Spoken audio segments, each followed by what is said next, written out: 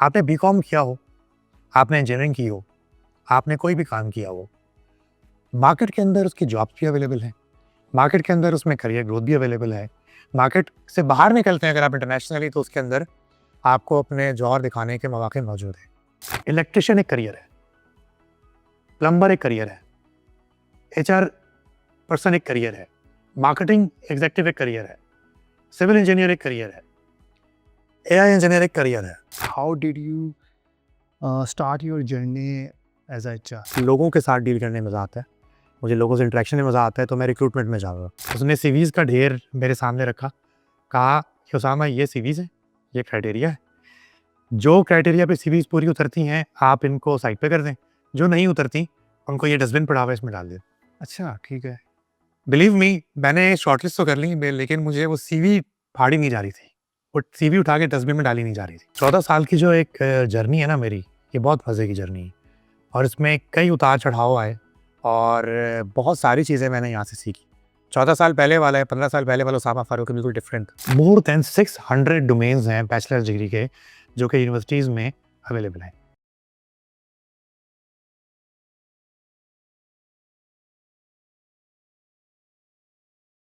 Usama Farooqi, CEO and international HR consultant with over 15 years of experience in hiring, HR and talent management. Thank you so much coming to my podcast. Thank you very much, you welcome. Go ahead to you.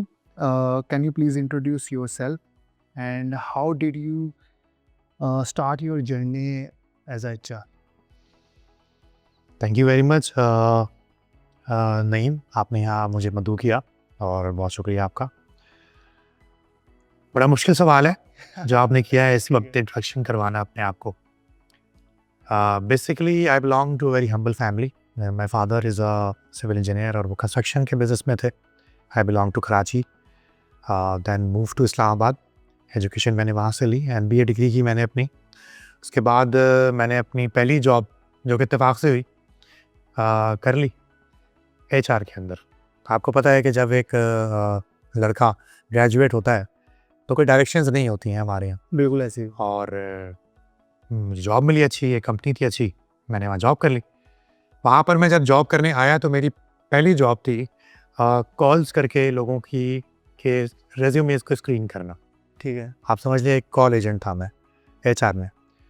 नयाटेल basically वो company है जिसका मैं अगर नाम लेना चाहूँगा यहाँ पर, बिकॉज यही कंपनी जिसकी वजह से मैं आज यहाँ बैठा हूँ। मुझे आज भी याद है कि मैंने एक हफ़्ता एक काम किया और एक हफ़्ता लीव का काम किया और मेरे बॉस ने मुझे बुलाया और कहा कि उसामा तुम्हें किस चीज़ में मज़ा आ रहा है? तो मैंने कहा सर मुझे लोगों के साथ डील करने में मज़ा आता है, मुझे लोगों से इंटरेक्शन में मज़ा आता है, तो मैं रिक्रूटमेंट में जाऊँगा। उन्होंने कहा ओके। तो मेरे सुपरवाइज़र आया, उसने सीवीज़ का ढेर मेरे सामने रखा, कहा कि उसामा ये सीवीज़ है, ये क्राइटेरिया है, जो क्राइटेरिया पे सीवीज़ पूरी उतरती हैं आप इनको साइड पे कर दें, जो नहीं उतरती उनको ये डस्टबिन पड़ा हुआ है इसमें डाल दें। अच्छा, ठीक है। बिलीव मी, मैंने शॉर्टलिस्ट तो कर ली, लेकिन मुझे वो सीवी फाड़ी नहीं जा रही थी, वो सीवी उठा के डस्टबिन में डाली नहीं जा रही थी। क्यों? क्योंकि मैं खुद फ्रेश था और मेरे ज़हन में था कि यार किसी बंदे ने कितने मेहनत से और कितने उम्मीदों के साथ ही रेज़्यूमे सबमिट करवाई होगी। मैं उठा, मैंने कहा यार ये भाई साहब मैंने सीवी से शॉर्टलिस्ट कर दी है, ये काम मुझसे नहीं हो रहा। ठीक है, तो उसने मुस्कुराया, कहता है कि ये सबके साथ होता है। तो बहरहाल उसने ये लिया और फिर वो डिस्ट्रॉय करनी चीज़ें।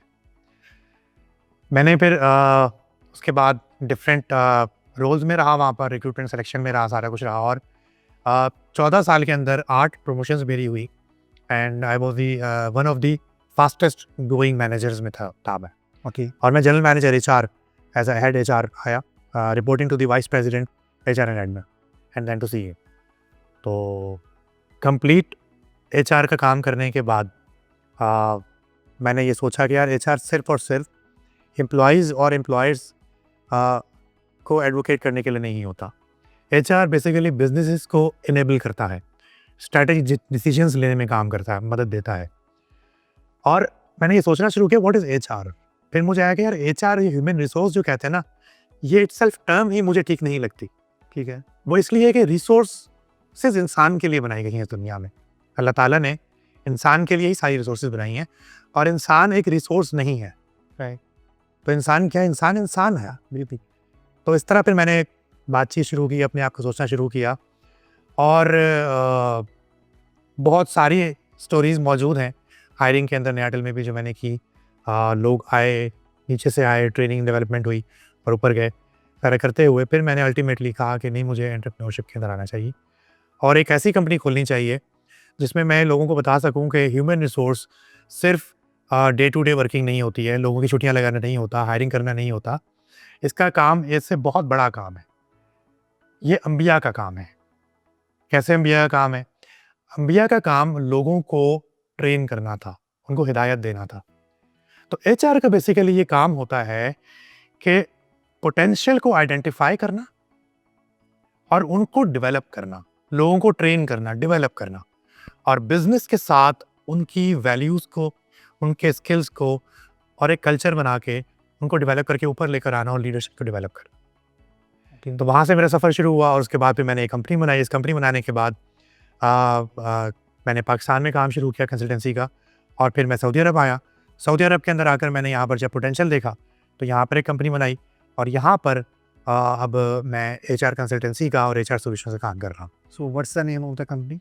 पाकिस्तान में मेरी कंपनी का नाम है हुनरलिंक ओके। और सऊदी अरेबिया के अंदर मेरी कंपनी का नाम है अरेबियन टाइमिंग सॉल्यूशंस। ओके। अच्छा, एक्चुअली हम एचआर के जो रोल को ना कुछ ज़्यादा डिवैल्यू करते हैं पाकिस्तान के अंदर, ठीक है, सीरियसली। और आप इसको थोड़ा एक्सप्लेन करें कि एचआर एक्चुअली करता क्या है। और अब तो मुझे लगता है कि एचआर प्रॉपर वे में ऑर्गेनाइजेशन के अंदर कंप्लीट एक स्ट्रेटेजी बनाता है कि हम ग्रो कैसे कर सकते हैं। गो हेड टू यू। देखिए नईम, जिस तरह मैंने पहले कहा कि ह्यूमन रिसोर्सेज, जब आप रिसोर्स को का लफ्ज़ इस्तेमाल करेंगे तो आपके सामने एक टेंजिबल और एक ख़त्म होने वाली चीज़ सामने आ जाएगी। जब अल्लाह ताला ने दो इंसानों को एक तरह का नहीं बनाया, किसी भी दो इंसानों के फिंगरप्रिंट्स एक तरह के नहीं है, डीएनए एक तरह का नहीं है, तो फिर आप हर इंसान को एक पैमाने में कैसे जज कर सकते हैं? Yes, certain rules and regulations बनाई जाती हैं हाई लेवल के ऊपर, लेकिन ह्यूमन रिसोर्स मैनेजर जो होता है ना, ह्यूमन रिसोर्स टीम जो होती है, वो रोबोट नहीं होता। उसका काम सिर्फ ये नहीं होता कि एक सेट ऑफ रूल्स के ऊपर बंदे को हायर कर लिया, हायर करने के बाद उसकी कुछ ट्रेनिंग करवा दी टेक्निकल, और उसके बाद छुट्टी लगा दी, और किसी को डांटना है तो डांट दिया, किसी को आगे हायर मैनेजमेंट की कोई फरमान सुनाना है तो वो सुना दिया, किसी को फायर करना है तो फायर कर दिया और स्नब करके आपने रख दिया। नहीं, एचआर का जो काम है ना, अगर मैं अल्लामा इकबाल के एक शेर से इसको आपको वजाहत करने की कोशिश करूं तो बड़ा जामे शेर है कि एचआर का बंदा कैसा होना चाहिए। नर्म दमे गुफ्तगू, गर्म दमे जुस्तजू, नर्म दमे गुफ्तगू, गर्म दमे जुस्तजू, रज़्म हो या बज़्म हो, पाक दिलो पाक बाज। तो जब आप किसी महफिल में हो या फिर आप काम कर रहे हो तो आपको वहाँ पर ऑनेस्टी, इंटेग्रिटी, क्लैरिटी, अकाउंटेबिलिटी, इन तमाम चीज़ों को देखते हुए अगले एक इंसान को इवेल्युएट करना होता है। एट द सेम टाइम आप एक ह्यूमन बीइंग को भी डील कर रहे होते हैं और एक बिजनेस की एक्सपेक्टेशंस को भी डील कर रहे होते हैं। तो बेसिकली यही ह्यूमन बीइंग है जो कि इस बिज़नेस को आगे लेकर जाएगा। यही ह्यूमन बीइंग है जो आगे जाके लीडर बनेगा और टीम बनाएगा और वो टीम इस बिज़नेस को आगे लेकर जाएगी। यही ह्यूमन बीइंग है जो बहुत सारे हो जाते हैं तो उस ऑर्गेनाइजेशन का कल्चर बन जाता है। तो जब बहुत सारे हो जाते हैं तो उस कल्चर को डेवलप करने में एचआर सामने आता है। पॉजिटिव होना चाहिए, कल्चर कहाँ पर डाउन हो रहा है, कहाँ अप हो रहा है, किसी ह्यूमन बीइंग के साथ क्या मसले आ रहे हैं, सक्सेशन प्लानिंग करनी है, किसी की ट्रेनिंग एंड डेवलपमेंट करनी है, किसी को प्रमोट करना है। ऑब्वियसली फिर मार्केट के अंदर लोग बैठे हुए हैं और वो अच्छे रिसोर्सेज को हर कंपनी कैच करती है, कैसे रिटेन करना है लोगों को। तो ये तमाम काम एचआर का। एचआर का काम बेसिकली बिजनेस इनेबलर है, स्ट्रेटेजिक डिसीजन मेकिंग के अंदर एचआर आता है। अब एचआर जो है वो एक एडमिनिस्ट्रेटिव रोल नहीं और ना पहले से था ही, तो इसलिए मैं समझता हूँ कि एचआर का जो रोल है वो एक बहुत इंपॉर्टेंट रोल है। HR is the blood line of the company और इसके ऊपर जितनी बात की जाए वो एक टॉपिक एक घंटे के पॉडकास्ट के अंदर नहीं हो सकती है, इसके बहुत सारे टॉपिक्स हैं। तो यस, यू आर राइट कि एचआर को बिल्कुल डिफरेंट समझा जाता है और असल में क्या है एचआर, एक different cheese. You have spent approximately 14 year in Airtel, तो एज अ एचआर, जी, ठीक है, और वहाँ पे आपने जब लीव की है कंपनी, वो अप्रोक्सीमेटली आप एज अ जीएम थे, ठीक है। तो क्या वैल्यू आपने ऐड की? क्योंकि आपने तकरीबन 14 ईयर्स यानी कि 24 ईयर्स से ये कंपनी स्टार्ट हुई थी, तो 24 ईयर्स बिफोर वहाज भाई ने स्टार्ट की थी। तो आपने अप्रोक्सीमेटली हाफ अपनी ज़िंदगी कह लें उस कंपनी के अंदर दे चुके हैं। तो क्या वैल्यू आपने ऐड की वहाँ पे? और आपने क्यों डिसीजन लिया कि यार अब मैं जॉब छोड़ता हूँ, स्टार्ट करते हैं अपना बिज़नेस? नहीं, 14 साल की जो एक जर्नी है ना मेरी, ये बहुत मज़े की जर्नी है और इसमें कई उतार चढ़ाव आए और बहुत सारी चीज़ें मैंने यहाँ से सीखी। 14 साल पहले वाला है, 15 साल पहले वाला उसामा फारूक बिल्कुल डिफरेंट था। आज का उसामा फारूक बिल्कुल डिफरेंट है और इसको ट्रांसफॉर्म करने के अंदर नया टेल का एक बहुत बड़ा हाथ है। नया टेल की मैनेजमेंट का, मेरे बॉसेस का, मेरे साथ कोलीग्स का, इन तमाम लोगों का। आप नया टेल के ऊपर काफ़ी केस स्टडीज़ बनी हुई है, आप जाएँगे तो आपको नज़र आ जाएगा। मैं उस पे बात नहीं करूँगा कि व्हाट इज़ नया टेल। इस 14 साल के अरसे के अंदर जो मैंने आपको शुरू में बताया कि रेज़्यूमेज़ नहीं मुझसे डिस्ट्रॉय हो रही थी, तो मेरे अपने अंदर एक एक लगन है कि यार लोगों को डेवलप करना, लोगों को मौका देना। अगर अल्लाह ताला ने मुझे इस जगह पर बिठा दिया कि मेरे पास जॉब की वैकेंसीज़ भी हैं और सामने एक बहुत बड़ा पूल है जिसमें से मुझे लोगों को सेलेक्ट भी करना है और मैनेजमेंट की तरफ से मुझे फुल इख्तियार है कि कोई मेरिट जो है ना उसको सबताज नहीं करना। चाहे प्रेसिडेंट ऑफ पाकिस्तान की तरफ से भी रेज्यूमे आएगी तो आप उसको एवेलुएट करेंगे और अगर वो इस काबिल नहीं होगा शख्स तो आप उसको सेलेक्ट नहीं करेंगे, रिजेक्ट कर देंगे और प्रैक्टिकल ऐसा हुआ भी है। आपको पता है इस्लामाबाद में बैठे हुए हैं हम लोग और इस्लामाबाद है और पाकिस्तान के अंदर जहाँ कल्चर इस तरह का है, बहुत सारे कैंडिडेट्स की सिफारिशें आती नहीं, लेकिन आज तक एक भी कैंडिडेट नया टेल में मैंने रेफरेंस पे हायर नहीं किया। रीज़न, मेरे पीछे मेरे बॉसेस और वहाज साहब की बैक थी कि हम संभाल लेंगे, अगर मेरिट पे नहीं आता तो मेरिट पे इसके अलावा आपने हायर नहीं करना बंदे। सो एक वाक़या सुनाता हूँ आपको मैं इंटरव्यू ले रहा था, 2-3 साल नया टेल में हुए थे, मैं रिक्रूटर था। एक लड़का आया और उसने डिप्लोमा किया हुआ था और उसने रिज्यूमे दी। उसके एकेडमिक्स इतने ज़्यादा अच्छे थे कि मतलब वो मैट्रिक में भी टॉपर था, उसने डीएई के अंदर भी जो है वो एक पोजीशन हासिल की हुई थी, लेकिन 3 साल से जॉब नहीं कर पाया वो। तो जब मैंने उससे पूछा कि क्यों नहीं कर पाए, तो उसने यही जवाब दिया कि पाकिस्तान में जॉब के हालात नहीं है ऐसे, मैंने बहुत जगह अप्लाई किया। मैंने कहा अच्छा फिर क्या कर रहे हो, 3 साल तुमने क्या किया? तो उसने कहा मैं 3 साल में मुख्तलिफ काम किए। मेरे वालिदैन गरीब हैं, मैं बहुत लो बैकग्राउंड से आया हूँ, बड़ी मुश्किल से मेरे वालिदैन ने मुझे पढ़ाया और मैं दिहाड़ी लगाता हूँ, सामान उठाता हूँ, ट्रक अड्डे पे जाता हूँ, बोरी उठाता हूँ और रोज़ की दिहाड़ी लेके मैं चला जाता हूँ। तो मैंने देखा अच्छा उसके एकेडमिक्स भी अच्छे हैं, उसने टेस्ट भी पास किया है और सामने आके मेरे बैठा हुआ है। तो हम जज करते हैं उसकी एनर्जी, ड्राइव और लर्निंग कैपेबिलिटी और उसका हार्ड वर्क, ये हम देखते हैं हायरिंग करते हुए। टेक्निकल स्किल्स को बहुत थोड़ा देखते हैं। उसको हमने हायर कर लिया, मेरिट पे हायर किया, ही वाज ऑन मेरिट। थोड़े अरसे के बाद उसने मेहनत की और अपनी टीम का सुपरवाइज़र बना। सुपरवाइज़र बनने के बाद उसने खुद साथ में जॉब भी की और अपनी डिग्री कंप्लीट की, बैचलर्स 4 साल की इंजीनियरिंग की। साथ साथ उसका इंटरेक्शन रहता था क्योंकि हम लोग ना एचआर के अंदर बहुत ओपन थे और हमारा एचआर बहुत ओपन है। हम मैक्सिमम हर बंदे के साथ इंटरेक्शन करते थे और लोग आके हमारे साथ, हमारी टीम्स के साथ मशवरे लेते थे, गाइडेंस लेते थे, तो हमारी टीम को गाइड करती थी। तो जॉब की वजह से उसके कुछ स्टडीज़ में प्रॉब्लम्स आए, तो उसने फिर उसके बाद सीसीएनए किया, सीसीएनपी किया और उसको फिर सीसीआई का एग्ज़ाम देने के लिए, लैब का देने के लिए दुबई जाना था। तो कुछ वजूहात की बिना पे वो नहीं जा पा रहा था, कुछ लंबी छुट्टी थी, तो उसने रिज़ाइन किया। रिज़ाइन करके वो चला गया वहाँ पर, वहाँ जाके उसने एग्ज़ाम दिया, कर्ज़ लेकर गया था और आज वो एक कंसल्टेंट है सिस्को का। हाँ, माशाल्लाह। एग्जैक्टली। और वो एक बहुत अच्छे पोजीशन में बैठा हुआ है और मेरी बहुत अच्छी उससे दोस्ती है। और वो जब कहता है कि सामा भाई आपने मौका दिया, तो मैं कहता हूँ मैंने मौका नहीं दिया था, अल्लाह ताला ने दिया था, अल्लाह ताला ही देता है, लेकिन आपके हाथ में जब होता है तो आप मेरिट को जो है ना वो ऊपर रखें। तो कहता है कि आज उसकी लाइफ कुछ और ही है, उसके भाई पड़ गए, उसके घर का लाइफस्टाइल चेंज हो गया, सारी चीज़ें, और वो एक अच्छा दिस वॉज ए थिंग। और इस तरह के बेतहाशा और हमारे पास एग्जाम्पल्स हैं। ऑफिस बॉयज़ हमारे जो हैं वो असिस्टेंट मैनेजर्स हैं। आज मौके दिए जाएँ आपको, आप मेरिट का जो है ना भरम रखें और उसको जाने दें। दैट वाज द थिंग, यार मैं कोई अच्छा काम कर रहा हूँ, मैं कोई वैल्यू ऐड कर रहा हूँ सोसाइटी के अंदर और इस कंपनी के अंदर। तब मैंने अपनी एक फील्ड को एचआर ही चूज़ किया और एचआर को ही करते करते मैं आगे गया और फिर जब जॉब मैंने इसलिए छोड़ी कि लिमिटेशंस होती हैं बहुत सारी, तो मैं एंटरप्रेन्योर बनना चाहता था। तो मैंने कहा चले अब मैं अगर एंटरप्रेन्योरशिप में आकर ये काम करूँगा तो शायद मैं और ज़्यादा बेहतर तरीके से कर पाऊँ। राइट। अच्छा, आपने बैचलर कॉमर्स के अंदर किया हुआ है, अब जो बच्चे जिन्होंने इस फील्ड के अंदर किया हुआ है तो वो क्या करें? क्योंकि हर वो ऑब्वियसली अपने कज़न्स को देखते हैं, सोसाइटी में देखते हैं, हर बच्चा कोई ना कोई इंजीनियरिंग कर रहा है, इलेक्ट्रिकल, मैकेनिकल, सॉफ्टवेयर इंजीनियरिंग। जिन बच्चों को नहीं शौक था, जो या अफोर्ड नहीं कर पाए, वो कॉमर्स की फील्ड में चले गए, उन्होंने बैचलर कर लिया। अब उनके लिए क्या पाथवे है? माशाल्लाह आपने एज अ जीएम, मतलब कि आप एक ही पाथ को फॉलो करते हुए आप, मतलब कि वो होता है ना, टी साइकिल होता है, आप टी की तरह ग्रो करते रहते हो, फिर आप चंक में इधर उधर फिर जाते हो। जैसे आपने कंपनी अपनी स्टार्ट कर ली, ठीक है, आफ्टर अ लॉन्ग टाइम, ठीक है। तो आपका क्या ओपिनियन है इस चीज़ के ऊपर कि मैं कैसे ग्रो कर सकता हूँ? चले इससे पहले मेरा एक सवाल है, आपको ये पता है कि पाकिस्तान में कितनी टाइप्स की डिग्रीज़ हैं जो 4 ईयर प्रोग्राम्स हैं? नहीं, मुझे आइडिया ही नहीं है। Any idea, rough idea? हम कहते हैं ना बीकॉम हो गया, बैचलर इंजीनियरिंग के अंदर electrical, electronics, mechanical, mechatronics, IT, computer science, computer engineering. May be 100। अच्छा, मोर देन 600।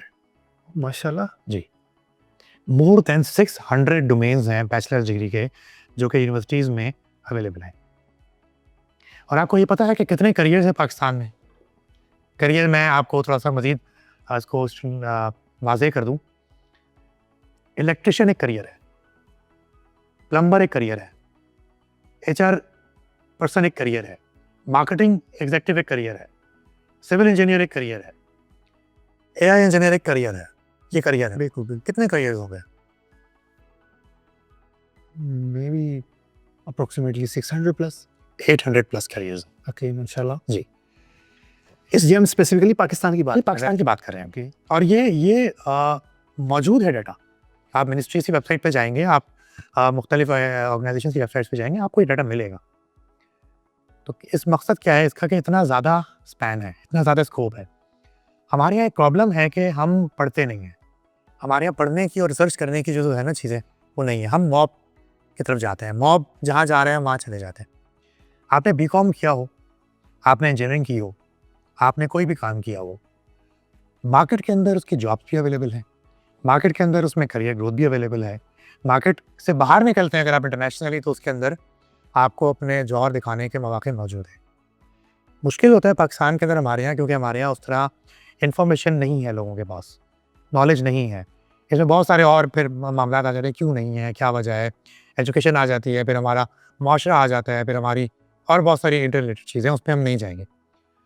तो आपको जो सवाल था कि अगर किसी ने बीकॉम किया है, मैंने भी बीकॉम किया, फिर मैंने एमबीए किया और फिर इन सारी चीज़ों में आ गया। आप जो काम करते हैं उसके बाद उसमें रुकना चाहिए।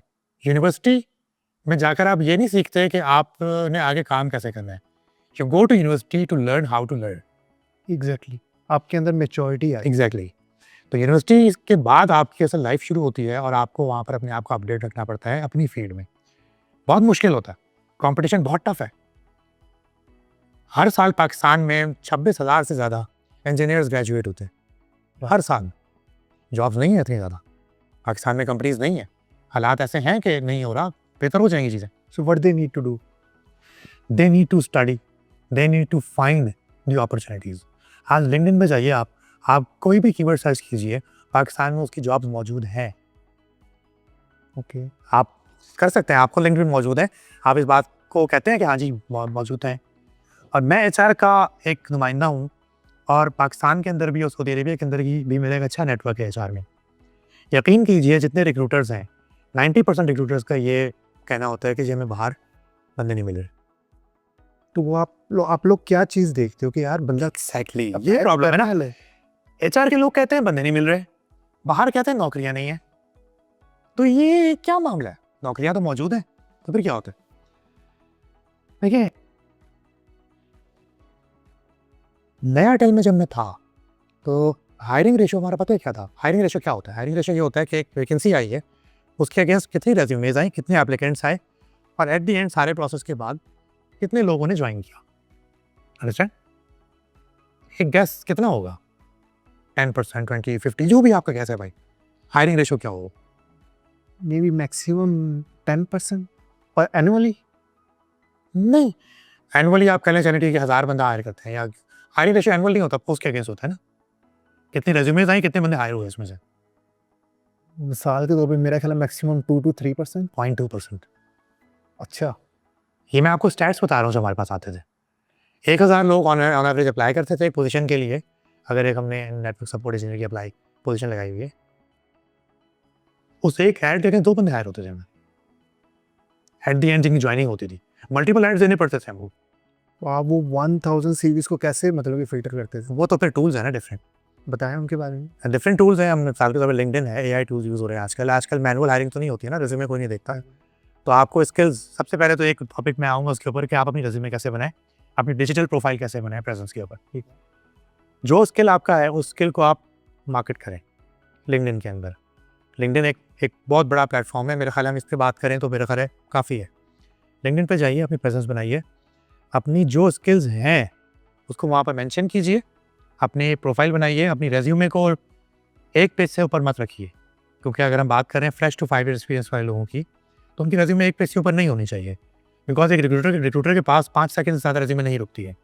रेज्यूमे तो बाद में आती है, पहले तो इनिशियल स्क्रीनिंग होती है, राइट। स्किल्स को मैचिंग की जाती है, स्किल मैचिंग। तो स्किल्स को सही से मैच कीजिए। ट्यूटोरियल्स पढ़े हुए हैं मार्केट के अंदर, यूट्यूब पे हज़ारों वीडियोस पड़ी हुई हैं। चैट जीपीटी यूज़ कीजिए, एआई के टूल्स यूज़ कीजिए, आपको ये कोई बताएगा नहीं। आप निकालिए वहाँ पर जाके, रील्स देखना कम कीजिए, इस पे थोड़ा सा टाइम लगाएं, इससे तो आपको अंदाज़ा हो जाएगा कैसे रेज्यूमे बनानी है, अपने आप को लिंक्डइन पे कैसे आपने मार्केट करना है, और कैसे एक रिक्रूटर तक आपने डिजिटली पहुँचना है। रैंकिंग होती है, सारी चीज़ें आपको पता है। तो स्किल्स जो आपके हैं प्लस डिग्री जो आपकी है, उसको मार्केट करके ये जो जॉब आई हुई है, आपने अंधाधुंध अप्लाई नहीं करना। लेट से आपने बीकॉम किया हुआ है, आपकी एक्सपर्टीज अकाउंटेंसी की है, तो आप एडमिनिस्ट्रेशन की तरफ अप्लाई नहीं करेंगे। आप एक सिविल इंजीनियर की जॉब पे अप्लाई नहीं करेंगे, यार अप्लाई कर दो यहाँ पर, कोई फ़ायदा नहीं है उसका। मैं आपको एक स्टोरी सुनाता हूँ।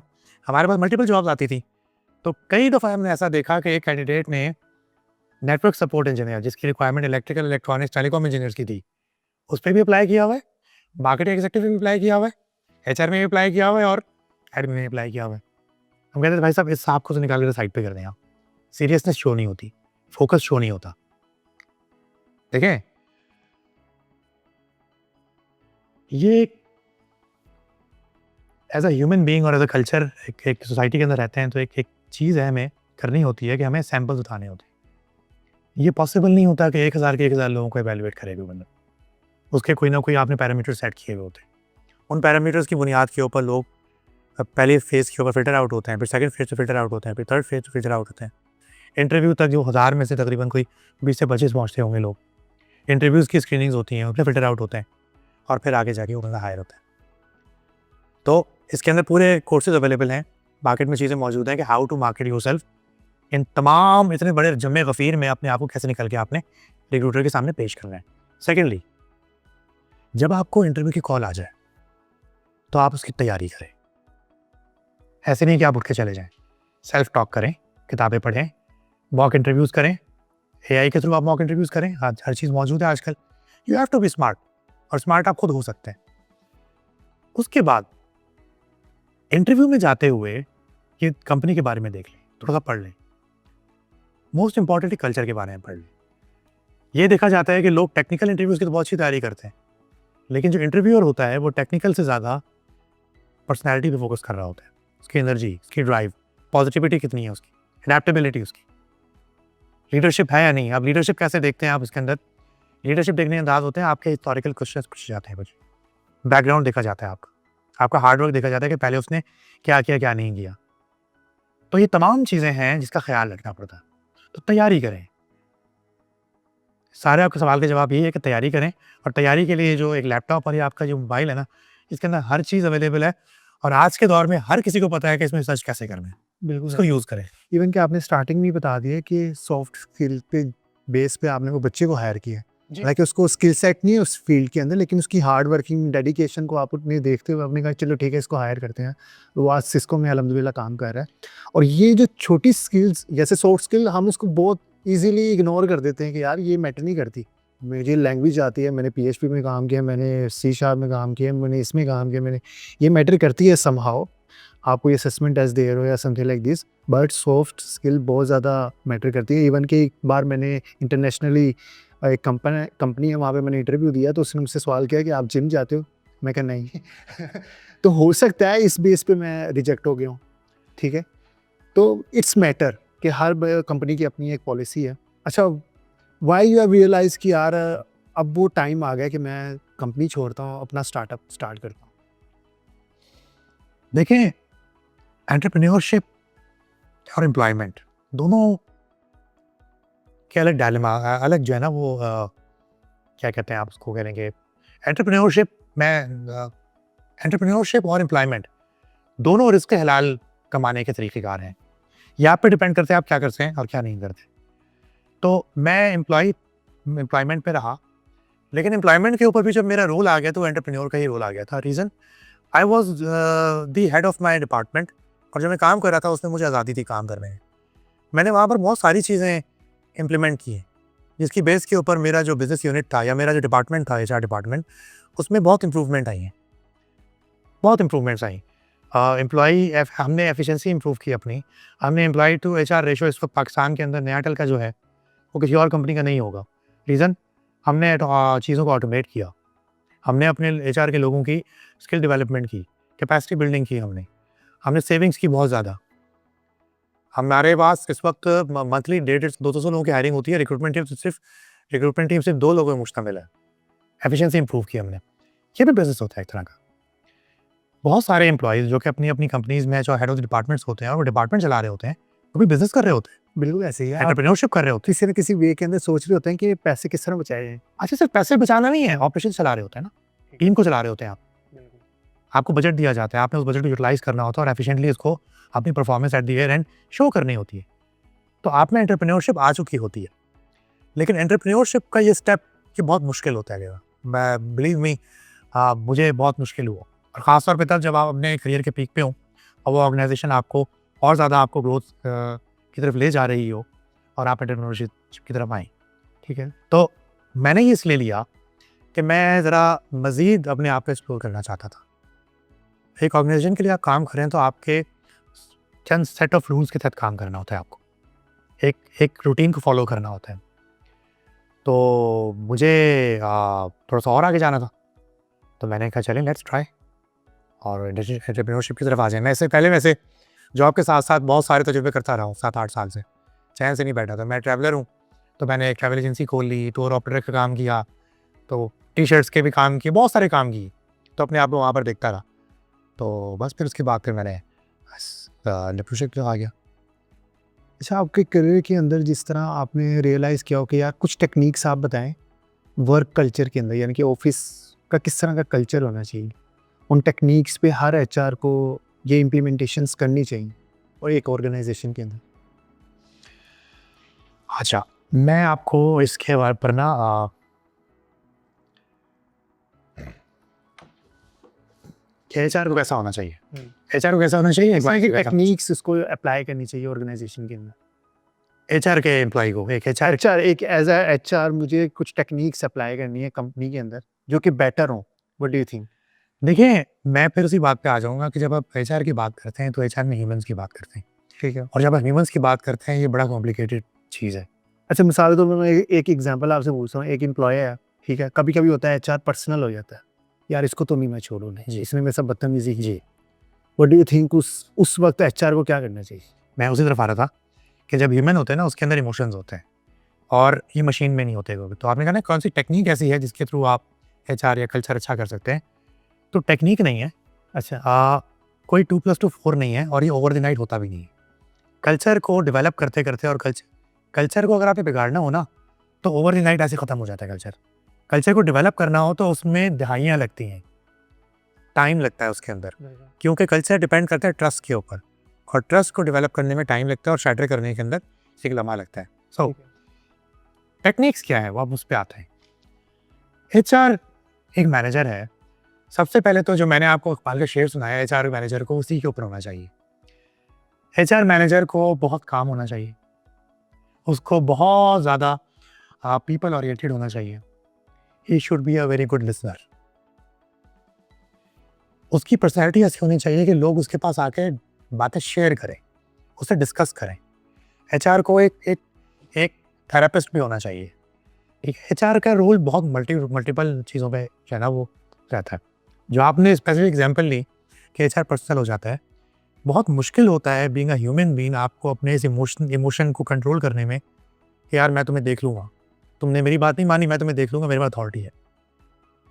हमारा दीन भी जो है ना वो इस बात को के ऊपर फोकस करता है कि अगर आपको कोई अथॉरिटी दी जाती है तो उस अथॉरिटी का मिसयूज़ नहीं करेंगे। खुलफाए राशिदीन की एग्जांपल्स हमारे पास मौजूद है। एक हदीस है इसके ऊपर, सही हदीस है कि अगर तुम्हें वो कोई ज़िम्मेदारी दी जाती है और वो ज़िम्मेदारी उस ज़िम्मेदारी को तुम पूरा नहीं करते, तो क़यामत के दिन जहन्नुम में तुम्हें औंधे मुँह डाल दिया जाएगा। तो एचआर मैनेजर हो गया, कोई मैनेजर हो गया तो वो भी ज़िम्मेदार है अपनी टीम का। तो टेक्नीक यही है कि लोगों के साथ हम्बल रहें, अकाउंटेबिलिटी रखें और जो रूल्स है ना, फॉल्स काइंडनेस ना करें किसी के साथ। जो आपका ग्रुप ऑफ पीपल हैं उनके अंदर कोई ग्रीवेंस आ जाता है तो आप सेट ऑफ रूल्स के तहत उसके ऊपर चलें, अकाउंटेबिलिटी भी करें। जो काम गलत कर रहा है उसको रेप्रिमांड भी होना चाहिए, उसको पता होना चाहिए कि मैं गलत काम करूंगा तो मेरे सज़ा मिलेगी। और जो अच्छा काम कर रहा है उसको उसकी जज़ा भी मिलनी चाहिए। किसी एम्प्लॉय के साथ कोई मैनेजर ज़्यादती कर रहा है तो आप उसको एड्रेस करें। एक सिस्टम ऐसा डेवलप करें कि वो चीज़ें आपके पास ऑटोमेटिकली आएँ। और ऐसे सिस्टम हैं, डेवलप हैं, हमने डेवलप किए हैं। इसके अंदर आपको आइडेंटिफाई हो जाता है कि किसी डिपार्टमेंट में कोई मैनेजर अपने एम्प्लॉय के साथ ज़्यादती कर रहा है या नहीं कर रहा। हाँ, माशाल्लाह। एग्जैक्टली मौजूद है सिस्टम ऐसे। यही तो सोल्यूशन है जो हम प्रोवाइड करते हैं सारा वैल्यू इवैल्यूएशन सिस्टम होता है पूरा।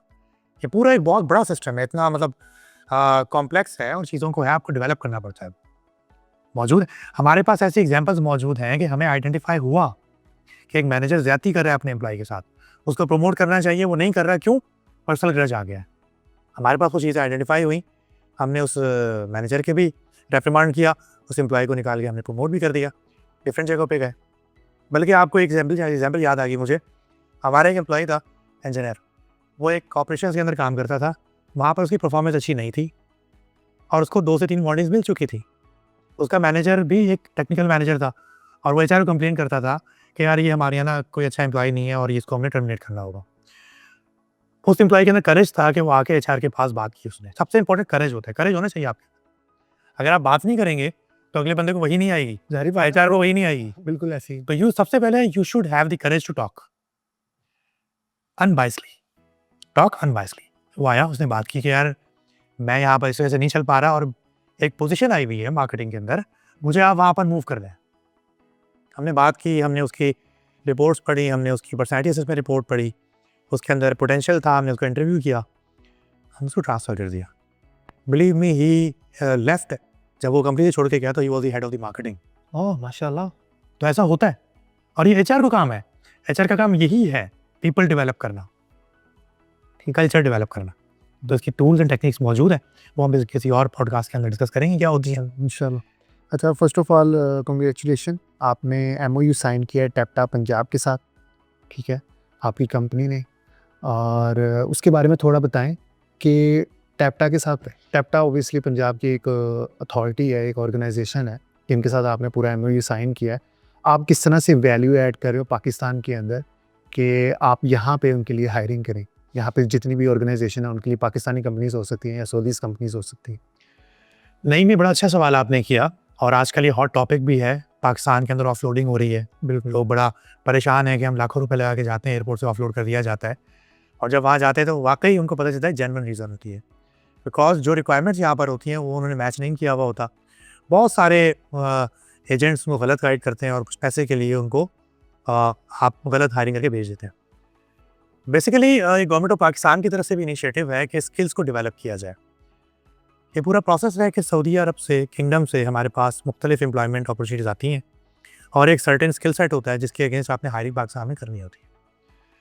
तो पहले होता ये था कि आप इस फील्ड के अंदर बहुत कम लोग ऐसे थे जो कि स्किल्ड थे, एजुकेटेड थे।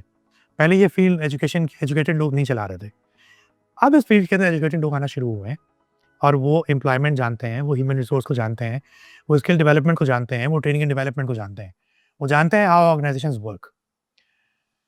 तो किंगडम पे जो भी डिमांड आती है, पाकिस्तान के अंदर उस डिमांड को फुलफिल करने के लिए उस स्पेसिफिक स्किल सेट के लोगों को तैयार करना, ये एक मेजर चैलेंज था, जिसके अंदर टैप्टा और दूसरी ऑर्गेनाइजेशन गवर्नमेंट ऑफ पंजाब को मैं खराज तहसीन पेश करता हूँ कि वो लोग आए हैं और उन्होंने यहाँ पर कंपनीज के साथ मुलाकातें करके MOU साइन किए हैं कि यहाँ से जो भी डिमांड आती है, जो स्किल सेट्स हैं, आप हमें बताइए, हम कस्टमाइज ट्रेनिंग डिज़ाइन करेंगे।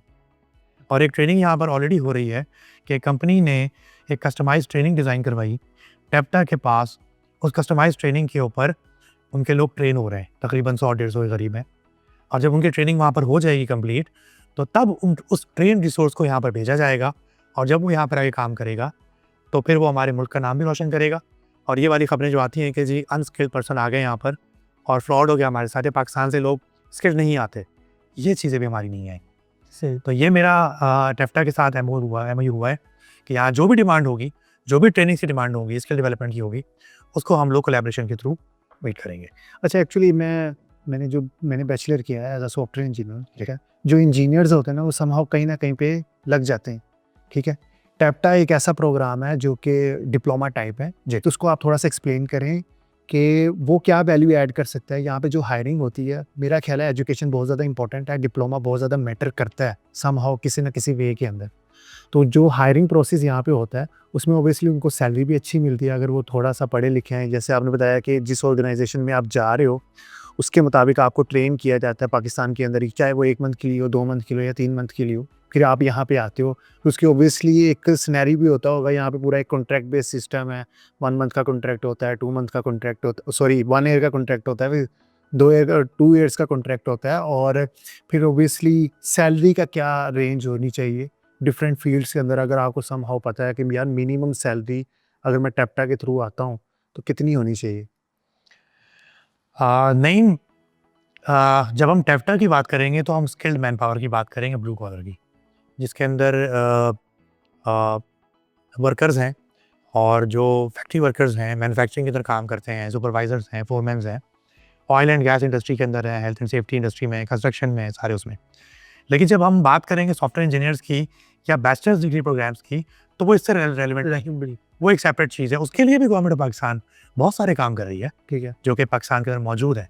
PSEB है, पाकिस्तान सॉफ्टवेयर एक्सपोर्ट ब्यूरो है, और भी बहुत सारे इदारे हैं जो उस सेक्टर के अंदर काम कर रहे हैं। पाकिस्तान इंजीनियरिंग काउंसिल बहुत अच्छा काम कर रही है। बिल्कुल। तो अगर हम टैप्टा और इस MOU की बात करेंगे ये टॉपिक के ऊपर, तो आपको पता है पाकिस्तान में एक टर्म यूज़ होती है आज़ाद इकामा।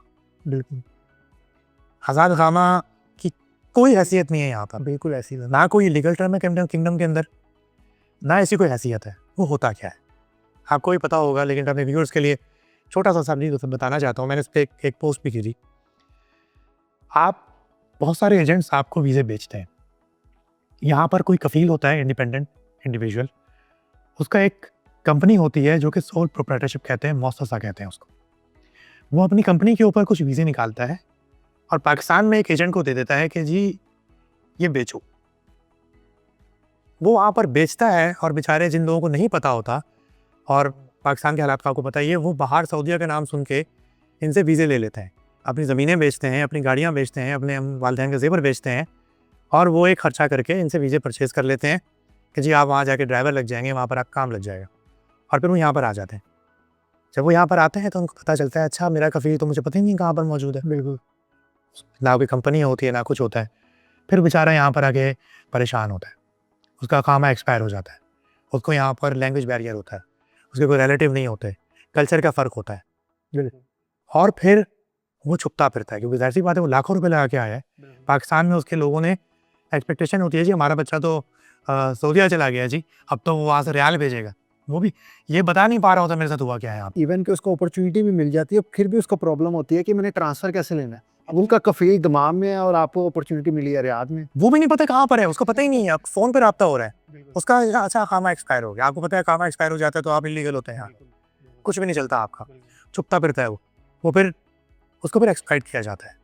बहुत सारी छोटी छोटी कंपनी उसको अपने पास इलीगल वर्किंग पे लगा देती हैं, 12-12 घंटे काम करवाते हैं, 500, 1000, 800 रियाल देते हैं, एक्सप्लॉइटेशन होती है। अच्छा, अब गवर्नमेंट ऑफ पाकिस्तान भी कुछ नहीं कर सकती इसके अंदर, क्यों? क्योंकि वो तो प्रोटेक्टर के थ्रू आए नहीं, वो थ्रू प्रोफेशनल आए नहीं है। तो गवर्नमेंट ऑफ पाकिस्तान को भी ये चाहिए, मैं आपके तवज्जो से ये बात पहुँचाना चाहता हूँ कि इस निज़ाम को आप ऑफलोड करने से पहले ये ज़रूर देखें कि यार वो जो प्रोटेक्टर लगवा कर आया है वो आपके ही किसी लाइसेंस्ड ओईपी के थ्रू आया है। आप उस लाइसेंस्ड ओईपी को क्यों नहीं पकड़ रहे हैं? बिल्कुल, जिसने ये गलत वीज़ा, आज़ाद वीज़े के नाम पे उस बेचारे को बेवकूफ़ बनाया है। बिल्कुल, वो सारे प्रोसेस करने के बाद अब तो तकामुल टेस्ट होते हैं। बिल्कुल, नेफटेक ने किया हुआ है। बिल्कुल, वो टेस्ट पास करके आ रहा है। नादरा में उसके वेरिफिकेशंस हो रही हैं। एम्बेसी से उसकी स्टैंप हो रही है। वो ओईपी जिसको लाइसेंस आपने दिया हुआ है, वो उसको प्रोटेक्टर लगा के दे रहा है। मिनिस्ट्री ऑफ ओवरसीज उसको ऑथराइज़ कर रही है कि हाँ जी, ये बंदा ठीक है। आप एयरपोर्ट पे जाकर उसको वो कर देते हैं, डिपोर्ट कर देते हैं। तो अपने सिस्टम को ठीक करें। बहरहाल इस चीज़ के अंदर अब बेहतरी इस तरह से आएगी कि वही कंपनीज जो डिमांड देंगी रजिस्टर्ड ओईपीज़ को पाकिस्तान में, उन्हीं की हायरिंग होगी और फिर उनके साथ कोलैबोरेशन टेफ्टा की होगी कि जी हमारे पास सऊदी अरब की एबीसी कंपनी से 100 टेक्नीशियंस की डिमांड आई है। उन्होंने ये कस्टमाइजेशन मांगी है इन लोगों के अंदर। इस स्किल डेवलपमेंट करने के लिए टेफ्टा कोई प्रोग्राम बना दें। फिर टेफ्टा के पास एक्सपर्टीज़ मौजूद है, वो प्रोग्राम बनाती है और कहते हैं ठीक है 10 दिन आप वहाँ रखेंगे, उनको ट्रेन करेंगे एंड देन यहाँ किंगडम में भेज दिया जाएगा। दूसरी भी ऑप्शन है, यहाँ की जो कंपनीज़ हैं, यहाँ पर ट्रेनिंग आपको पता है कॉस्ट ज़्यादा होती है। तो कुछ कंपनीज ऐसी भी हैं जो कहती हैं कि हमारे यहाँ से बैचेस के अंदर 20-20, 25-25 लोगों को ले जाएं, पाकिस्तान में ट्रेनिंग दें और ट्रेनिंग करवा के वापस यहाँ पर लेकर आ जाइए। ये भी एक चीज़ है जहाँ पर सो आप बिल्कुल भी रिकमेंड नहीं करते कि कोई जिसको ज़ात वीज़ा कहते हैं उस पे कोई ना है, अपॉर्चुनिटी पाकिस्तान में बैठ के ही अवेल करनी चाहिए। देखें बहुत सारे अदारे हैं जहाँ पे आपको मिल जाते हैं लेकिन हमें पता नहीं है। वो बिल्कुल आपकी सही बात है कि हमें पता ही नहीं है कि चीज़ें चलती क्या है। इवन के कुछ बच्चे में भी ये 2015 या 16 के ग्रेजुएट, उनको पता ही ना हो कि लिंक्डइन एक प्लेटफॉर्म होता है। बिल्कुल ऐसा ही है। अच्छा, इसमें ना एक और भी चीज़ है, हम स्किल्ड और अनस्किल्ड को इसमें इसमें डिफरेंशिएट करेंगे। बहुत सारे आज़ाद अखामे पे लोग जो पढ़े लिखे और स्किल्ड लोग होते हैं ना, इंजीनियर्स होते हैं। आप देखें इंजीनियर्स, चार्टर्ड अकाउंटेंट्स जो क्वालिफाइड हैं, जो स्किल्ड लेबर है, स्किल्ड मैन पावर है, स्किल्ड फोर्स है, उनको मिल जाती है जॉब यहाँ पर, क्योंकि आप ट्रांसफ़र ले सकते हैं। आप किसी अखामे पे आए यहाँ पर, आपने 2-3 महीने जॉब के लिए तलाश किया, आपको मिल गया बिकॉज यू आर स्किल्ड। तो सबसे पहले तो आप अगर तो स्किल नहीं है आपके पास तो don't ever think to come to kingdom, वरना आपको एक्सप्लॉइट किया जाएगा। बिल्कुल। स्किल लीजिए, स्किल लेने के बाद यहाँ पर आए। ओके, आपकी जो कंपनी है अरेबियन टैलेंट सॉल्यूशन, वो क्या वैल्यू ऐड कर रही है पाकिस्तानी भी? Arabian talent solutions basically B2B काम करती है कंपनीज के साथ। हम एम्प्लॉयमेंट प्रोमोटर्स नहीं हैं, जैसे मैंने आपको पहले बताया था, लेकिन हमारे कुछ MOUs हैं पाकिस्तान में एक बहुत कुछ अच्छे एम्प्लॉयमेंट प्रोमोटर्स के साथ। ठीक है, तो अगर हमारे पास कोई डिमांड आती है, जो कि आती हैं, तो हम उनके थ्रू वहाँ पर डिमांड को फुलफ़िल करवाते हैं और वो हमारी गारंटी है। हमने उनको इवैल्यूएट किया हुआ है, दे आर वेरी गुड। वो जेन्युइन लोग हैं, जेन्युइन तरीके से, लीगल तरीके से लोगों को एम्प्लॉयमेंट कराते हैं और यहाँ पर भेजते हैं। तो हम OAP नहीं है, हम यहाँ पर HR सॉल्यूशन प्रोवाइड करते हैं B2B कंपनीज़ को। सही। जी। यानी कि एंड टू एंड आपने एक सॉल्यूशन बनाया हुआ है, वो वैल्यू कैसे ऐड कर रहा है? यहाँ पे तो एक्चुअली मैं जो देखता हूँ एचआर सिस्टम मोस्टली अरेबिक में है, ठीक है? और आप इस चीज़ को कैसे टैकल करते हैं? बेसिकली हम कंसल्टेंसी प्रोवाइड करते हैं, जिसके अंदर अरेबिक हो या कोई भी मामला हो, अब तो इंग्लिश में भी चीज़ें आ गई हैं, हर चीज़ इंग्लिश में होती है।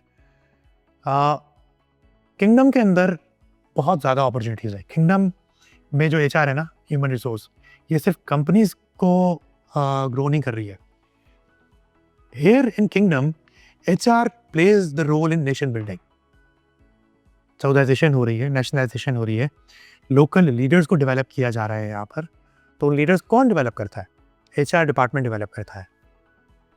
उनकी टीम को डेवलप किया जा रहा है, वो कौन डेवलप करता है? वो HR डिपार्टमेंट करता है। TNA करवाए जाते हैं, ट्रेनिंग नीड असेसमेंट्स होती हैं, परफॉर्मेंस इवैल्यूएशंस होती हैं, रिक्रूटमेंट अच्छी होती है। HR के 2 ही काम होता है, अगर हम सारी चीज़ों के हाई लेवल पे, hire good person, train them well, और उसके बाद कंपनसेशन तो होती है कि आप देते रहोगे। अच्छा, तो HR हम अरेबियन टैलेंट सॉल्यूशन किंगडम के अंदर कंपनीज़ को HR सिस्टम्स को इम्प्रूव करने के अंदर हेल्प कर रही है।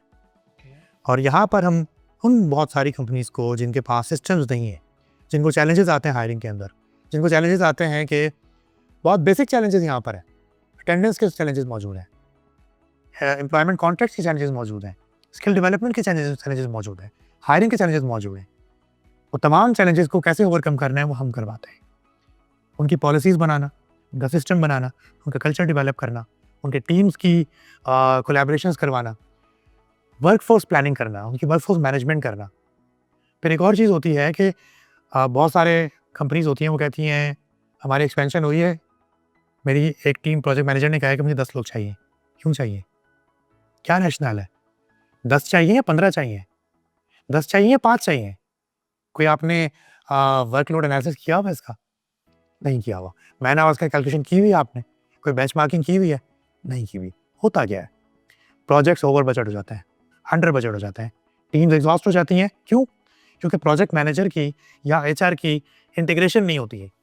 एचआर को पता ही नहीं होता कि इस प्रोजेक्ट के लिए 10 लोग नहीं 15 लोग चाहिए थे। अब आप 15 लोगों का काम 10 लोगों से करवा रहे हो तो बर्न आउट हो जाएगा वो। प्रोजेक्ट अल्टीमेटली फेल हो जाएगा। तो ये तमाम मैंने आपको बिखरी-बिखरी बातें की हैं। ये पूरा स्ट्रक्चर हम बना के देते हैं और इसमें हम किंगडम में काफ़ी ऑर्गेनाइजेशंस की हेल्प कर रहे हैं। सही।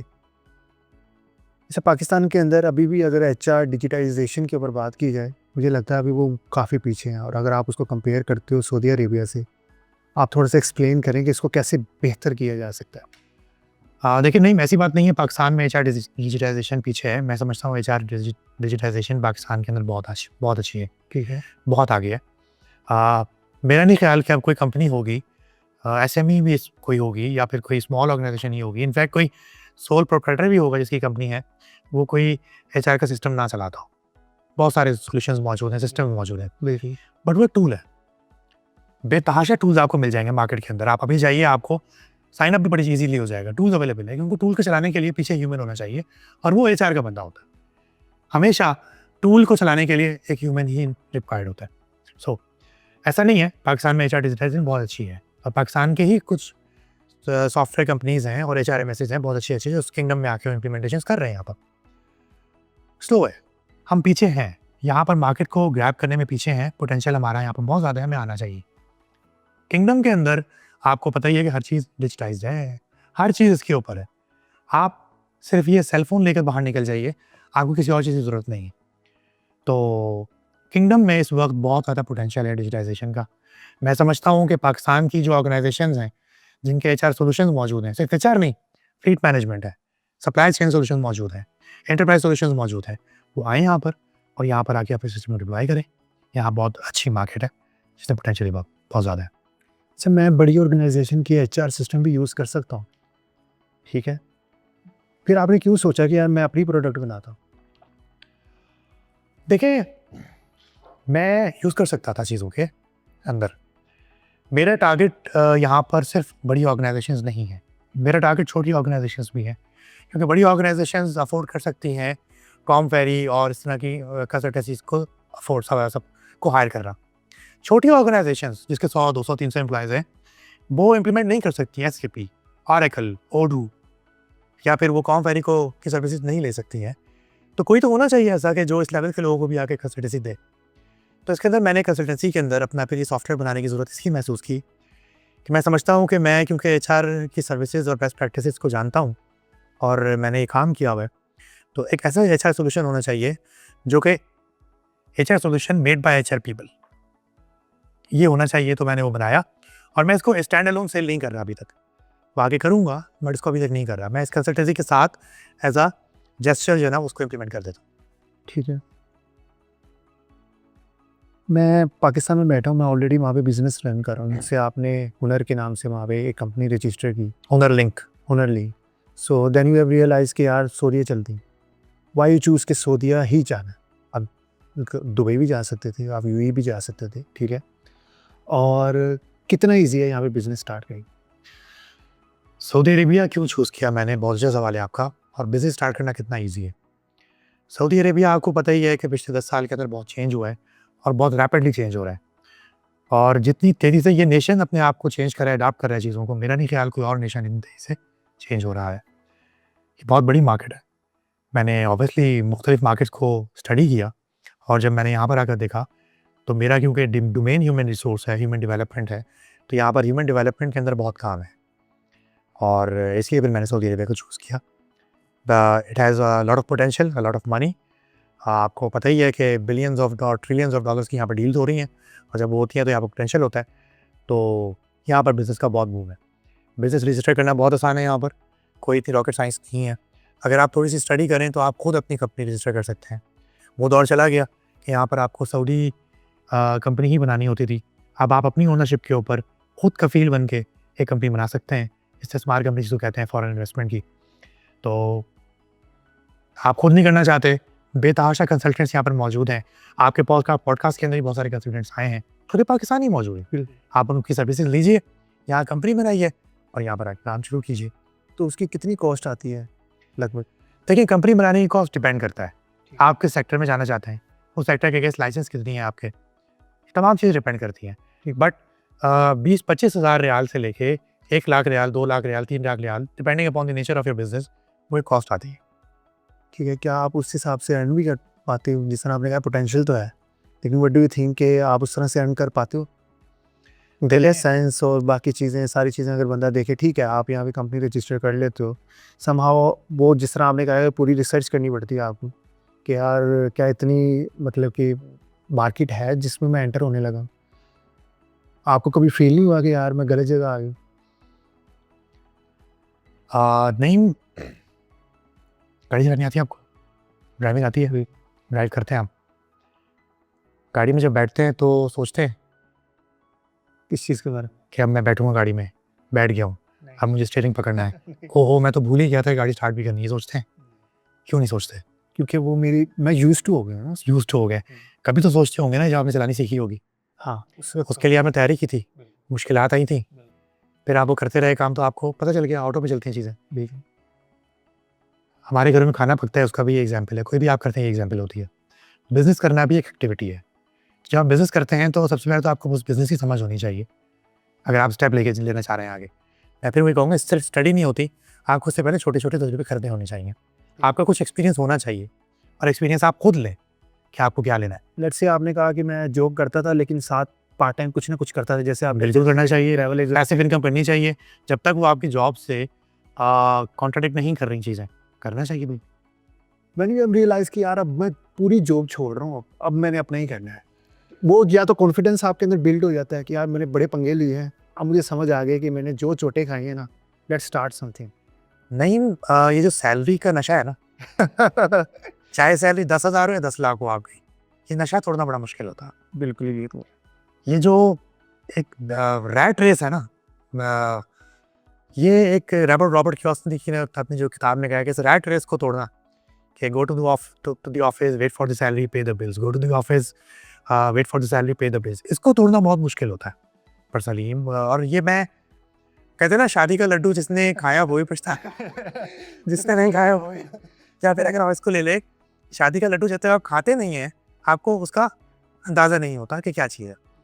इसी तरह ये जो स्टेप है, जब तक आप लकीर के साइड नहीं आते, आपको अंदाज़ा नहीं होता कि जितनी किताबें पढ़ लें, जितनी पॉडकास्ट सुन लें, जितने बिजनेस टाइकून्स को आप सुन लेंगे, जब तक आप एक्सपीरियंस नहीं करेंगे आपको अंदाज़ा नहीं है। समहाउ आपकी फील ही वैसी है ना कि आप टैलेंट को जाने नहीं देना चाहते। देखिए, मैं आपको चलिए एक स्टोरी सुनाता हूँ। 2-3 साल पहले मैंने और मेरे बॉस ने, तैमूर साहब ने मुझे ये एग्री कर लिया कि सर मुझे मैं कहीं और नहीं जाऊँगा। अच्छा, नया टेल छोड़ के मैं नहीं जाऊँगा कहीं और। ठीक है, नया टेल मुझे खुश रखे हुए हैं। दे आर पेइंग मी, जितना मुझे बाहर मिल रहा है उससे ज़्यादा पे कर रहे हैं। अगर मेरी बाहर वैल्यू ज़्यादा है तो मुझे यहाँ पर पे कर देंगे। They are keeping their promise. मैंने उसे कहा सर मैं कहीं और जॉब नहीं करूँगा, 14 साल हो गए हैं, I am the key player और मैं यहाँ पर करूँगा। मैं जाऊँगा तो अपने बिजनेस पे जाऊँगा। अच्छा, तो ऑन द डे जब मैं उनसे डिस्कस करने आया, अच्छा ये भी लकी होती है चीज़ कि अगर आपको एक बहुत अच्छा बॉस मिल जाए। मेरे बॉस के साथ रिलेशन जो है बहुत अच्छा था, हमारी लड़ाई भी बहुत ही होती थी। मतलब वो मुझे खड़े खड़े झाड़ भी देते थे और उनके रूम से बाहर आवाज़ें जा रही हैं, लोग कह रहे हैं कि यार क्या चल रहा है, कभी लड़ाई हो रही है। कभी कभी मैं भी उनको आगे जाना कहता था सर ये गलत हो रहा है। प्रोफेशनलिज्म हमारे अंदर बहुत था, कभी कंट्रडिक्ट नहीं हुआ हमारे उसमें। जाहिर 14 साल साथ थे हम लोग। ही वॉज अ गाय जिसने मुझे मौका दिया था और आके मुझे सिखाई सारी चीज़ें। He is my mentor. तो मैं उनसे बड़े भाइयों की तरह ना डिस्कस भी करता था। ये आप बिलीव करें, आप अपने बॉस के पास जाए कह रहे हैं सर मेरा ना ये प्लान है कि मैं 4 महीने बाद ना अपना बिजनेस शुरू कर रहा हूँ। इसने क्या गए हो? सबसे पहले ये सोचेगा यार इसको जाने को देना, नहीं, इसके रास्ते ना करो। या फिर अगर ये जा रहा है तो इसको मैं कैसे जना बुझा के रखूं। हाँ बिल्कुल। He supported me, not only he supported me, my CEO supported me. Okay, जाना चाहिए, बिकॉज नया डील के अंदर आप जिस बंदे से मिलेंगे ना वो कहेगा कि चाहे जो भी छोड़ के जाने वाला है, ही इज आवर एम्बेसडर। पूरी दुनिया में तो नया डील लोग मौजूद हैं और आप जिससे भी पूछेंगे ना 99% लोग ही कहेंगे कि नयाटेल जैसी ऑर्गेनाइजेशन नहीं मिली है मैं आज। I call Nayatel my second home आज भी। तो मुझे उन्होंने कहा ओके देखो करो। मैंने करना शुरू किया। वो कह रहे थे कि 2-3 महीने के अंदर जब काम देखेगा, चीज़ें करे, नहीं हो पाएंगी, इसका जो है ना आके यहीं पर लगा रहेगा कि सर मैं यहीं पर हूँ। जैसा कि मैंने आप आखिरी महीने के जब मैं आया ना, जब मैं रिज़ाइन लेकर आया सर ये, तब उन्होंने कहा अच्छा तुम वाकई संजीदा हो। मैंने कहा सर मैं बिल्कुल वाकई संजीदा हूँ और अब मुझे स्टेप लेना है, आसान नहीं है और मैं ये करना चाहता हूँ। क्या उस वक्त तक आपने अपनी एक प्रोडक्ट मैच्योर कर ली थी? क्योंकि आपने काफ़ी चीज़ें टैकल की होंगी एचआर के अंदर, फिर आपने सोचा यार मैं प्रोडक्ट डेवलप करना स्टार्ट करता हूँ। देखिए मैंने इस प्रोडक्ट को डेवलपमेंट के लिए अपने पार्टनर्स के साथ काम शुरू कर दिया था, ठीक है। क्योंकि बेसिकली इस प्रोडक्ट की स्टोरी ये है कि एक जगह रिक्वायरमेंट आई थी और वहाँ पर हमने एक प्रोडक्ट बना के देनी थी। तो मुझे उन्होंने अप्रोच किया था कि यार साहब भाई आप एचआर के बंदे हैं तो हम आपसे चाहते हैं कि इस प्रोडक्ट के अंदर इनपुट दें। मैंने उसमें इनपुट देना शुरू किया। तो जब बात यहाँ तक पहुँची, मैंने बताया मुझे बिज़नेस करना है, तो फिर हमने इस प्रोडक्ट के अंदर पार्टनरशिप कर ली और प्रोडक्ट अब हमने ओनर लिंक ने ओन कर ली इस प्रोडक्ट को। तो ये कहानी शुरू हुई थी। लेकिन जब तक मैंने जॉब नहीं छोड़ी थी, मैं अपने बिज़नेस को फुल टाइम नहीं दे सकता। तो सारी चीज़ें मेरी जॉब छोड़ने के बाद एचआर कंसल्टेंसी शुरू हुई थी। अच्छा, एचआर से एज अ सीईओ क्या मतलब कि आपको डिफरेंस फील होता है? एक सीईओ क्या डिसीजन लेता है?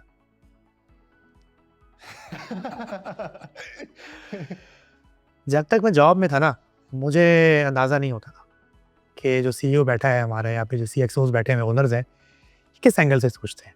हमारी सोच बड़ी महदूद थी, एज़ ए एम्प्लॉई सोच थी हमारी। बट सीईओ की सोच जो होती है ना, वो एज़ ए एम्प्लॉई नहीं होती, वो एज़ अ लीडर होती है। उसको बिज़नेस भी देखना होता है, उसको एम्प्लॉयमेंट भी देखनी होती है, उसको कल्चर भी देखना होता है, उसको रेपुटेशन ऑफ द कंपनी भी देखनी होती है, वो बोर्ड को भी आंसरेबल होता है। और सबसे मेन चीज़ टफ डिसीजन लेने होते हैं। एग्जैक्टली, टफ डिसीजंस लेने होते हैं और एक बहुत बहुत मुश्किल काम होता है सीईओ का काम।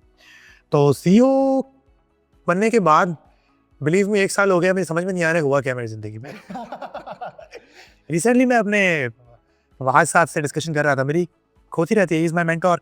वाज साहब हैं, साद साहब हैं, अकील खुशी साहब हैं, ये तमाम वो लोग हैं जो हमारे वहाँ पर सीएक्सओज़ हैं, ओनर्स हैं। उसके अलावा और बहुत सारे हमारे एग्जीक्यूटिव वाइस प्रेसिडेंट्स हैं। मेरे अपने बॉस तैमूर अज़ीज़ भट्टी साहब जो हैं। तो मैं उनसे कह रहा था, सर मुझे अब समझ में आया है कि आप लोग जो डिसीजन लेते थे ना, उसके पीछे क्या चीज़ें होती थी, जब मैं खुद अपना बिज़नेस रन कर रहा हूँ। अच्छा, मैं ना जब छोड़ रहा था तो साद साहब ने मुझे बुलाया और उन्होंने मुझे बड़ी कोशिश की कि यार क्या ज़रूरत है, इतनी अच्छी जॉब है तुम्हारी, ये है, वो है। लेकिन जब मेरा डिसीजन उन्होंने कहा कि इसका फाइनल है, पे पक्का हिलेगा नहीं, तो उन्होंने बड़ी अच्छी बात की कि उसामा अगर तुम बिज़नेस में जा रहे हो ना, तो ये मत समझना कि आसान काम है। मैंने कहा सर मैंने 1 साल का अपना एक्सपेंस बचा के रखा हुआ है, फैमिली मेरी ठीक रही। कह रहे तुम 1 साल के 10 साल का बचा के रखो, तुम्हारे ऊपर वक्त आएगा कि तुम टूट जाओगे, तुम्हारे पास खाने को पैसे नहीं होंगे, तुम कहोगे यार मैंने क्या कर दिया। क्योंकि मेंटल स्टेट होती है, माइंड सेट होता है। दोबारा जॉब मत करना, ठेला लगा देना, लेकिन दोबारा जॉब मत करना, क्योंकि ये स्टेप बहुत मुश्किल होता है। तो डैट मीन्स आपके पास और वो आया। ऑप्शन भी नहीं थी कि यार अगर आप बिजनेस ना चले तुम दोबारा आ जाना यार। है, आज भी है। अच्छा, मैं ये बात कहता हूँ कि मेरी जो अंडरस्टैंडिंग है, चीज़ें हैं, मेरे पास ऑप्शन है मेरे पास वापस जॉब के अंदर चले जाना, ठीक है। और काफ़ी अच्छी जॉब्स हैं भी, क्योंकि पहले एक इंडस्ट्री को पता था पूरी मार्केट में, इस्लामाबाद, पिंडी में, बगजान में, कि ये बंदा छोड़ नहीं रहा है यहाँ से। मल्टीपल ऑफर्स आती है ना आपको, तो मैंने छोड़ा। लेकिन जैसे ही आपको पता चलता है कि यार ये बंदा इतने कंपनी छोड़ चुका है, तो आपको अप्रोच किया जाता है। मुझे भी अप्रोच किया गया, आज भी किया जाता है। सो डैट मीन्स आपके पास ऑप्शन भी थी, तो आप अब तक ऑप्शन ए पे चल रहे। रीज़न कि स्टेप ले लिया है तो ले लिया, अच्छा, एंटरप्रेन्योरशिप का स्टेप ले लिया, कश्तियाँ जला दी हैं तो चला दी। तो इंशाल्लाह इसी चीज़ में मैं आगे जाऊँगा। अल्लाह ने चाहा तो एक अच्छा स्टार्ट यहाँ पर हो जाएगा ठीक और है, वो चीज़ें बेहतर होना शुरू हो गई। ठीक है। अच्छा, एक्चुअली मैं अब आउट ऑफ द टॉपिक अगर आप जाना चाहो तो जा सकते हो। मैं वहाज भाई के ऊपर डिस्कशन करना चाहूँगा जी ज़रूर। कि उन्होंने तकरीबन 24 साल से कंपनी चला रहे हैं नयाटेल के नाम से, ठीक है। आपने बताया 3000 प्लस एम्प्लॉयज़ हैं, ठीक है। एज अ को फाउंडर भी हैं, सीईओ भी हैं। What you have learn from him? अगर मैं ये कहूँ ना कि मैंने प्रोफेशनल लाइफ के अंदर और बिज़नेस के अंदर जो कुछ सीखा है, उन्हीं से सीखा है, तो ये गलत बात नहीं होगी। क्या ऐसी टेक्निक्स हैं जो वो यूटिलाइज़ करते हैं और कंपनी माशाल्लाह काफ़ी ग्रो कर रही वेरी है? सिंपल टेक्निक्स हैं, कोई रॉकेट साइंस नहीं है इसके अंदर। बताएं। Honesty, mannerism, simplicity, sacrifice, hard work, मतलब नयाटेल की वैल्यूज़ हैं। अच्छा, एक और मज़े की बात बताऊँ मैं आपको। नयाटेल में ना एक कल्चर है कि सुबह 9 बजे एक मिशन स्टेटमेंट पढ़ी जाती है। आपने बहुत सारी कंपनीज में देखा होगा कि मिशन स्टेटमेंट लिखी हुई तो है फैंसी चीज़ के लिए कि वी वांट टू दिस और ये और वो, और वैल्यूज़ भी लिखी हुई है, लेकिन किसी को पता नहीं होता। नयाटेल के जो वैल्यूज़ है ना, जो स्टेटमेंट है, मुझे आज भी याद है।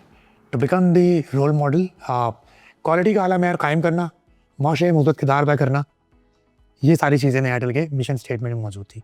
और इनकी वैल्यूज़ क्या हैं वो आज मुझे ही फिंगर टिप्स से याद हैं, जो कि यही वैल्यूज़ हैं ना। टिप्स क्या हैं, वो यही टिप्स हैं: सच्चाई, खुश अखलाक़ी, सादगी, हिसार, नज़्म ज़ब्त, इल्म और मेहनत।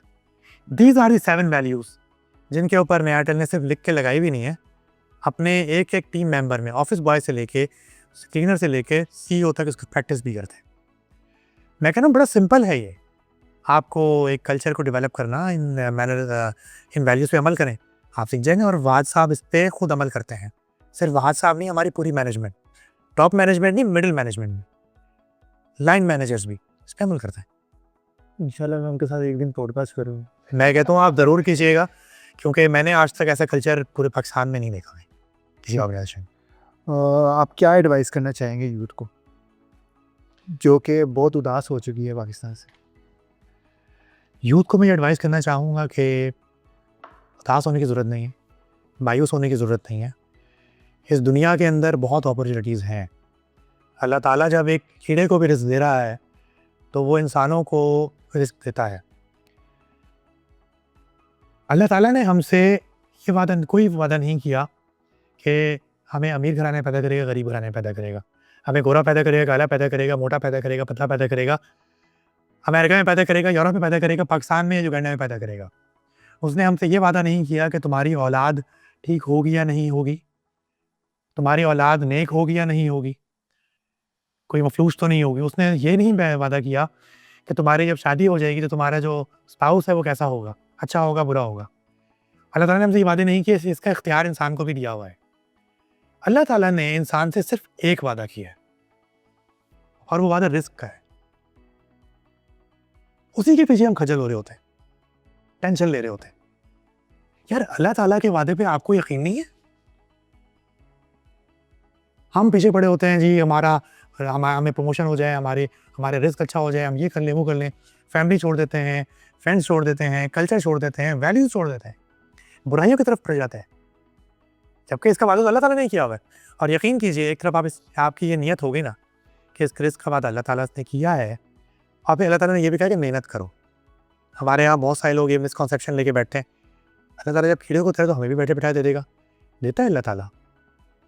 लेकिन अल्लाह ताला ने कि इज़्ज़त से कमाना और एक रिस्क जिसमें इज़्ज़त ना हो, उसको वाज़ेह किया है। भीख मांग ले आप जाके, मिल जाएगा, सिग्नल पे खड़े हो जाए, रिस्क मिल जाएगा, लेकिन क्या वो इज़्ज़त का रिस्क है? नहीं। सो यूथ को बिल्कुल मायूस होने की ज़रूरत नहीं है। पाकिस्तान के अंदर 25 करोड़ लोग हैं, 25 करोड़ कंज्यूमर्स मौजूद हैं। आज भी पाकिस्तान के अंदर कारोबार होता है, बिजनेस अपॉर्चुनिटीज़ मौजूद हैं, स्टार्टअप्स हो रहे हैं, नौकरियां हैं। मैंने आपको बताया HR के लोगों को नौकरियां नहीं मिल रही है।